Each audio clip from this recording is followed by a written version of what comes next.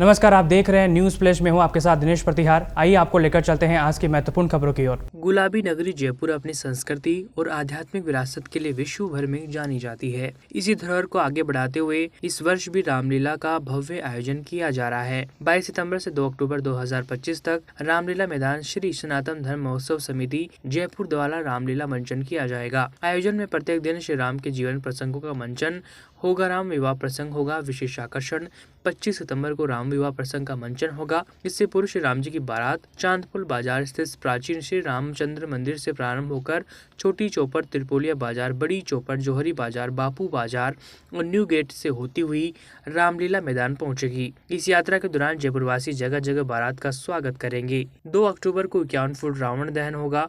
महोत्सव के समापन अवसर पर 2 अक्टूबर को विशाल 51 फुट ऊंचे रावण का दहन किया जाएगा, जिसका साक्षी पूरा शहर बनेगा।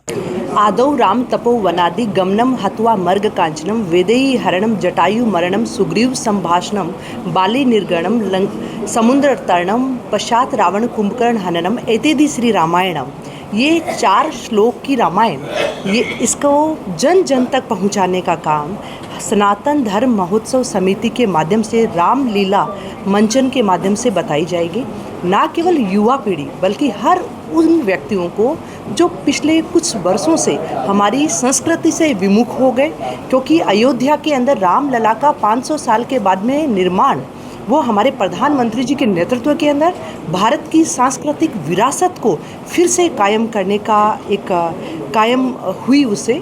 और इसी प्रकार ये सनातन धर्म महोत्सव समिति के माध्यम से रामलीला का मंचन भी हमारी सांस्कृतिक विरासत, हमारी धार्मिक विरासत को आगे बढ़ाने का कार्य है वो कर रही है। देखिए, सबसे पहले तो मैं सनातन धर्म महासमिति उत्सव समिति वालों का बहुत बहुत धन्यवाद करना चाहती हूँ कि बहुत सालों के बाद जयपुर शहर में वापस से रामलीला का कार्यक्रम शुरू हुआ है। तो इनका बहुत बहुत आभार है कि इन्होंने इस समय में, जब सारे लोग टीवी, वीडियो और मोबाइल से जुड़े हैं, आज बहुत ज़रूरत है हमारे ऐसे कार्यक्रमों को जयपुर में करने की, जो संस्कृति से तो जुड़ते ही हैं। आज की नई पीढ़ी को तो पता भी नहीं है, वो सिर्फ टीवी में कभी देखा होगा तो, लेकिन जीवंत जो देखने में आनंद आता है। मैंने तो बचपन में बहुत देखा है, आप लोगों के घर में से भी किसी ने तो ज़रूर देखा होगा।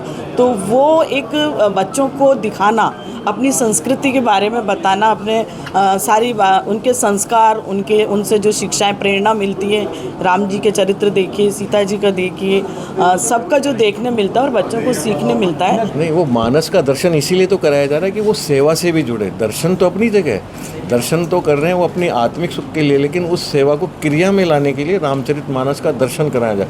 ये भाव नहीं श्रवण कुमार ने अपने माता पिता को यात्रा कराई थी, तो वो भी तो प्रसंग देखें। राम जी सबसे मिल रहे थे, हिल मिल के सब समाज में मिल रहे थे। जाति पाति पूछे ना कोई, हरि को भजे सो हरि का हुई। उस भाव का भी तो दर्शन होगा, माँ शबरी का भी तो दर्शन होगा। इन्हीं भावों के साथ आप सब। खबरों का सिलसिला यूं ही चलता रहेगा। आप देखते रहिए न्यूज फ्लैश। नमस्कार।